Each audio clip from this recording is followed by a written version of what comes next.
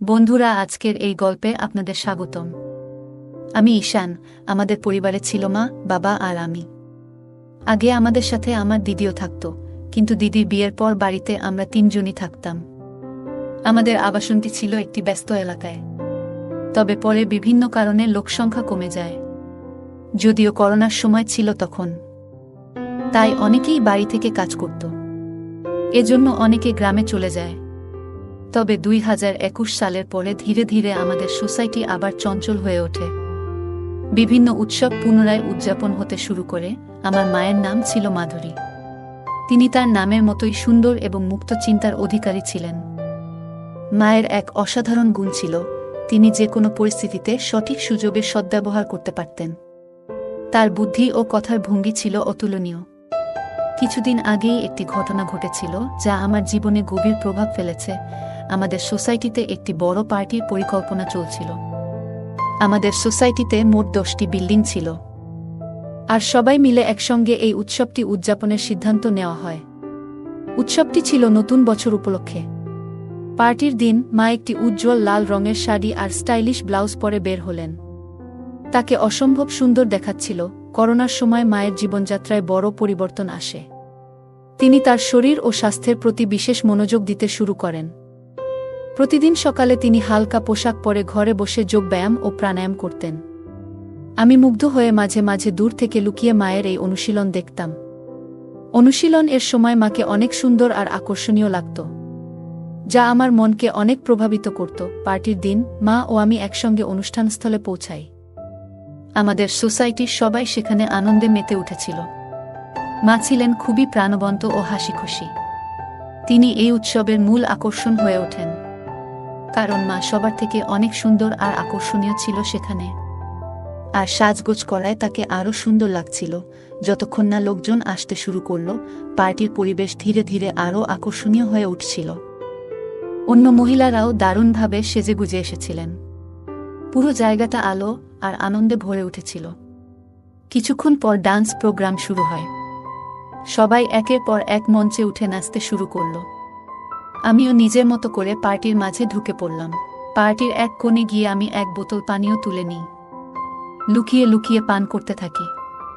এদিকে নাচের মধ্যে একটা মেয়ের সঙ্গে আমার আলাপ হয়।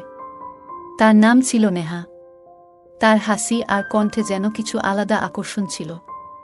সে আমার কাছে এসে কথা বলল এবং এক পর্যায়ে আমাকে প্রস্তাব দেয়। নেহা আমাকে বলল, চলো আমার বাড়ি, আমি তোমার পাশে কিছু সময় থাকতে চাই। আমি তখন এমন অবস্থায় ছিলাম যেখানে আমার নিজের উপর নিয়ন্ত্রণ ছিল না।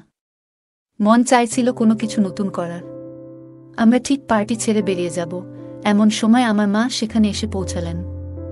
মা বুঝতে পেরেছিলেন যে আমি কোথাও লুকিয়ে আছি, আর তিনি আমাকে খুঁজতে খুঁজতে ঠিক সেখানে চলে এলেন। মা আমাকে দেখতে পেয়ে থমকে গেলেন। তার চোখে উদ্বেগ আর কষ্টের ছাপ ছিল। তিনি আমার হাত ধরে বললেন, তুমি কি জানো তুমি কি করতে যাচ্ছ? এই পথে হেঁটো না, জীবনকে নিজের নিয়ন্ত্রণে রাখো। মায়ের কথাগুলো যেন আমার ভিতর গভীর ছাপ ফেলল। পার্টির এক কোণে যখন আমি লুকিয়ে পানীয় পান করছিলাম, তখন হঠাৎ মায়ের গলা শুনতে পেলাম। মা আমাকে খুঁজে পেয়ে ডাক দিলেন।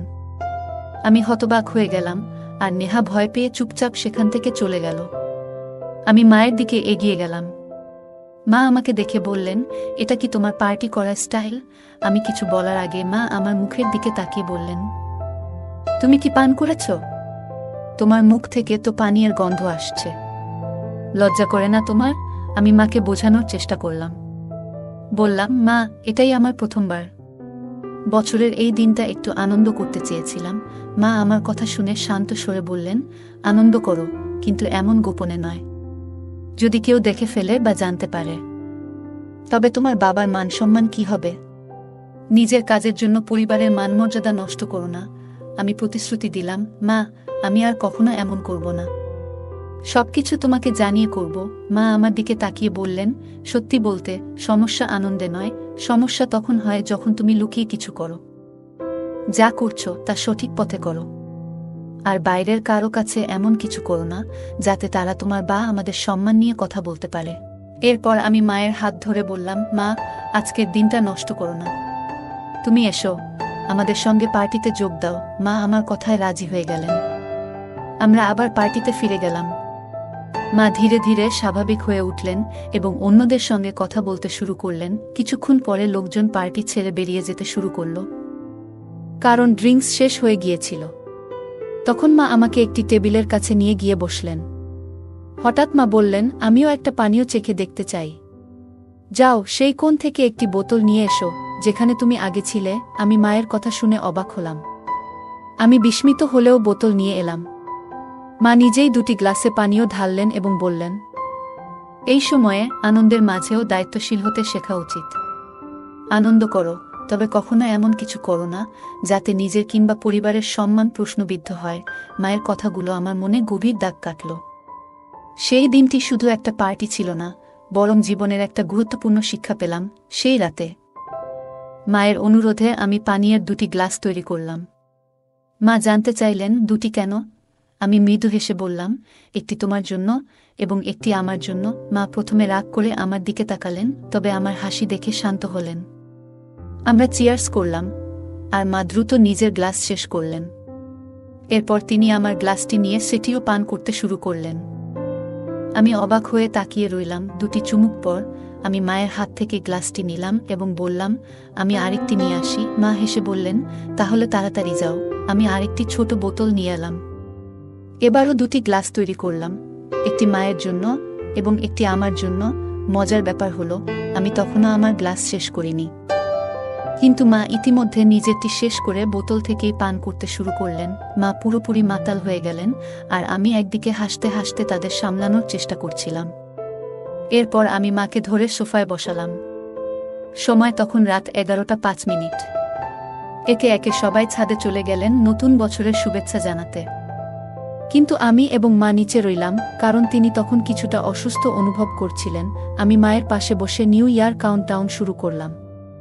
ঘড়ির কাঁটা 12টা ছুতেই আমি মাকে জড়িয়ে ধরলাম এবং নতুন বছরের শুভেচ্ছা জানালাম। এটি ছিল আমার জীবনের প্রথমবার যখন আমি মায়ের সঙ্গে এত আপন মুহূর্ত ভাগ করলাম। মায়ের গালে পাউডার আর মেকআপের মিষ্টি সুগন্ধ তখনও আমার মনে গভীর দাগ কাটল। এই রাতটি শুধুই একটি নতুন বছর উদযাপনের জন্য ছিল না, এটি ছিল মায়ের সঙ্গে আমার জীবনের এক নতুন অধ্যায়ের শুরু। মা সেদিন একটু অসুস্থ বোধ করছিলেন। তিনি বললেন, আমার এক হাত ঠিক মতো কাজ করছে না এবং এক হাতে শরীরে চুলকাচ্ছিলেন। আমি দেখে বুঝতে পারলাম তিনি হয়তো একটু অস্বস্তিতে আছেন। আমি তার কাছে গিয়ে বললাম, মা, একটু বসো, আমি তোমাকে সাহায্য করছি। হঠাৎ আমার হাত তার গায়ে লেগে গেল। মা বললেন, কি হচ্ছে? একটু সাবধানে থাকো। আমি সঙ্গে সঙ্গে বললাম, সরি মা, এটা একেবারেই ভুল করে হয়েছে। মা মৃদু হেসে বললেন, ঠিক আছে, এমন ছোটখাটো ব্যাপারে চিন্তা করো না। এরপর আমি তাকে আরাম দেওয়ার জন্য পাশে বসে তার সাথে কথা বলতে শুরু করলাম। তারপর তিনি বললেন, আমি তখন থেকেই তোমাকে লক্ষ্য করছি। আমার শরীর চুলকাচ্ছিল, তাই আমি চুলকিয়েছি, কিন্তু তোমার দৃষ্টি সেদিকে চলে গেছে।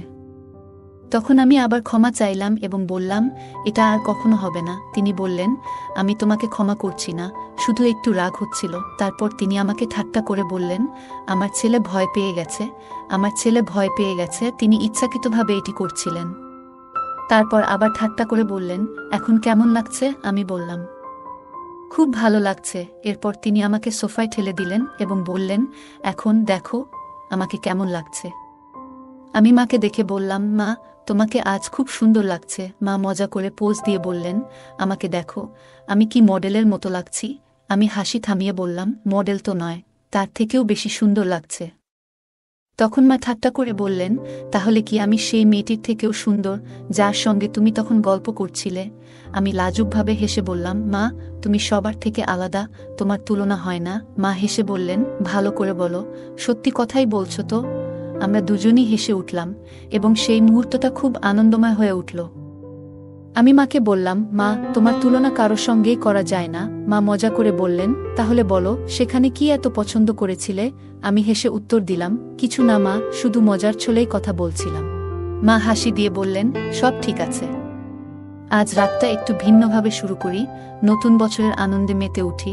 তখন আমি মজার ছলে বললাম, তুমি কি প্রস্তুত? মা মজা করে বললেন, আর যদি প্রস্তুত না থাকি?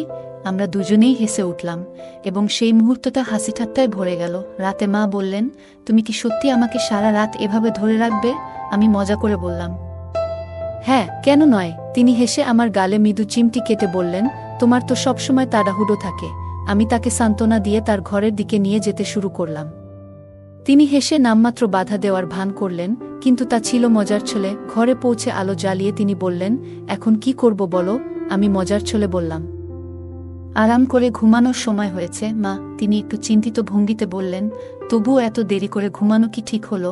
আমি হাসি মুখে বললাম, আজকের রাতটা বিশেষ মা, একটু মজা করলে ক্ষতি নেই। আমরা দুজনেই হেসে উঠলাম, আর সেই মুহূর্তটা আনন্দে ভরে উঠল। তখন সে বলল, কিন্তু আমার তো জানা থাকবে, পরে যদি খারাপ লাগে। এখন হয়তো ভালো লাগছে, কিন্তু ভবিষ্যতে এই সম্পর্কের দিকটা হয়তো বদলে যাবে। আমি বললাম, তোমার প্রতি আমার অনুভূতি সত্যি। আমি অনেকদিন ধরে তোমার পাশে আছি, একজন ভালো বন্ধুর মতো। কিন্তু যদি আজ আমরা এই মুহূর্তটাকে হারিয়ে ফেলি, তাহলে হয়তো সবকিছু বদলে যাবে। সে এক মুহূর্ত ভাবল, তারপর বলল, ঠিক আছে, কিন্তু একটাই শর্ত, আজকের পর আর কখনো কিছু আশা করো না। আমি খুশি মনে বললাম, ঠিক আছে, আমি তোমার শর্ত মেনে নিচ্ছি। তারপর সে আমার দিকে তাকিয়ে জিজ্ঞাসা করল, তুমি এমনভাবে দাঁড়িয়ে আছো কেন? আমি বললাম, কিছু না। তখন মা বলল, তাহলে যাও, যদি তুমি না চাও। আমি বললাম, তোমার ইচ্ছা যদি না থাকে, তাহলে আমি চলে যাই। আমি বিছানায় বসেছিলাম, তখনই সে আমার হাত ধরে টেনে বলল, তুমি এত গম্ভীর কেন? সবকিছু এত সিরিয়াস ভাবে নিও না। আমি অবাক হয়ে বললাম, তাহলে তুমি চোখ বন্ধ করে আগে শুয়েছিলে কেন? সে হাসতে হাসতে বলল, আলোটা আমার চোখে পড়ছিল, তাই চোখ বন্ধ করেছিলাম। আমি আলো বন্ধ করে আবার শুয়ে পড়লাম। সেই রাতে পার্টির পরে আমরা প্রথমবার এতটা সময় একসঙ্গে কাটিয়েছিলাম। তখনই সে উঠে গেল, আলোটা জ্বালালো এবং বাথরুমে চলে গেল। ফিরে এসে আবার বিছানায় শুয়ে পড়ল। আমি তাকে দেখে বললাম, মা, তুমি খুব সুন্দর লাগছো। সে হাসি দিয়ে বলল, এখন তো আমি আগের থেকে অনেকটাই রোগা হয়েছি, তাও কি তোমার কাছে ভালো লাগি? আমি বললাম, তুমি যেভাবেই হও, সবসময় আমার কাছে সুন্দর। আমি মাকে বললাম, তুমি সবসময় সুন্দর লাগো। মা মুচকি হেসে বললেন, আজ তোমার বাবা আসছে না, আমরা দুজনে একসঙ্গে সময় কাটাবো। দরজাটা বন্ধ করে দাও, আর বাইরে যাওয়ার দরকার নেই। আমি বললাম, মা, তুমি তো অনেক স্মার্ট। আমি ভেবেছিলাম তুমি পুরনো ধাঁচের মানুষ। মা হেসে বললেন, আমি এমন নই, আমি নিজের মতো করে চলি। তোমার যদি কিছু মনে হয়, নির্দ্বিধায় আমাকে বলো। আমি বললাম, আমার তোমাকে নাম ধরে ডাকতে ইচ্ছা করছে। মা বললেন, দেখো। আমি প্রথমবার তাকে তার নাম ধরে ডাকলাম, আর আমরা দুজনে হেসে উঠলাম। হাসতে হাসতে আমি বললাম, মা, তোমার আর বাবার কথাবার্তা এখন খুব একটা হয় না, তাই না? মা হেসে বললেন, হ্যাঁ, এখন খুব কম হয়। মাসে 1-2 বার, তাও সময় বের করা মুশকিল। আমি বললাম, সত্যি? মা মাথা নেড়ে বললেন, হ্যাঁ সত্যি। আমরা আবার হেসে উঠলাম। কিছুক্ষণ পর আমি মাকে জিজ্ঞাসা করলাম, মা, তোমার কি প্রয়োজন? মা মুচকি হেসে বললেন, তুই আমার ছেলে, আমি তোকে সবকিছু বলতে পারি। আমি বললাম, তাহলে আজকের রাত শুধু আমাদের জন্য। আমরা একে অপরের মুখোমুখি বসে গল্প করতে শুরু করলাম। মা আমাকে তার তারুণ্যের দিনগুলোর কথা বললেন, কিভাবে তিনি অনেক কঠিন সময় পার করেছেন এবং সবকিছু সামলেছেন। আমি তার কথা শুনলাম এবং আমার মনের কথাগুলোও তাকে জানালাম। আমি মাকে এমন কিছু কথা বললাম, যা আগে কখনো কাউকে বলিনি। মা গভীরভাবে আমার কথা শুনলেন এবং তারপর বললেন, তুই জানিস আমি তোর জন্য কত গর্বিত। তুই সবসময় আমার পাশে থেকেছিস। আজ আমরা শুধু একে অপরের সাথে সময় কাটাবো। আমি মাকে জড়িয়ে ধরে বললাম, মা, তুমি পৃথিবীর সেরা। তারপর আমরা দুজনে একসাথে বসে গল্প করলাম, পুরনো দিনের কথা স্মরণ করলাম, একসঙ্গে হাসলাম আর মন খুলে কথা বললাম। কিছুক্ষণ পরে মা বললেন, এবার চল, ঘুমানোর সময় হয়ে গেছে। আমি মাকে বিছানায় শুইয়ে দিলাম এবং পাশে গিয়ে শুয়ে পড়লাম। আমরা দুজনে চোখ বন্ধ করলাম এবং একে অপরের সান্নিধ্যের উষ্ণতা অনুভব করলাম। সেই রাতের গভীর নিস্তব্ধতায় আমি অনুভব করলাম আমার জীবনে মায়ের গুরুত্ব ঠিক কতটা। সে সবসময় আমাকে কাছে রাখে, যেন আমি তার জীবনের একটি গুরুত্বপূর্ণ অংশ। আমি জানি তার জন্য আমি ঠিক কি, কিন্তু মাঝে মাঝে আরও ভালোভাবে বুঝতে চাই। পরের দিন সকালে যখন আমার ঘুম ভাঙল, আমি দেখলাম মা এখনো গভীর ঘুমে। তার মুখে এক ধরনের প্রশান্তি ছিল, যা দেখলে যে কারোর মন শান্ত হয়ে যাবে। আমি ধীরে ধীরে উঠে বিছানার চাদর ঠিক করে দিলাম, যেন সে আরাম করে ঘুমাতে পারে। রান্নাঘরে গিয়ে আমি তার জন্য চা বানাতে শুরু করলাম। চায়ের কাপের ভাপ উঠছিল, আর তার সাথে আমার মনে হচ্ছিল আজকের দিনটা তার জন্য একটু বিশেষ করে তুলি। যখন সে ঘুম থেকে জাগল, আমি চা নিয়ে তার ঘরে ঢুকলাম। মৃদু হাসি দিয়ে বললাম, গুড মর্নিং মা। চা নিয়ে এসেছি তোমার জন্য। মা একটু অবাক হয়েও আনন্দিত হলেন। তিনি হাসি মুখে বললেন, গুড মর্নিং আমার লক্ষ্মী ছেলে। তুমি এভাবে আমার জন্য চা বানিয়েছ? এটা তো চমৎকার শুরু। আমরা একসঙ্গে বসে চা খেলাম। সেই দিন থেকেই আমাদের সম্পর্ক আরও গভীর হতে শুরু করল। আমরা প্রতিদিন একে অপরের সঙ্গে আরও বেশি সময় কাটানোর চেষ্টা করতাম।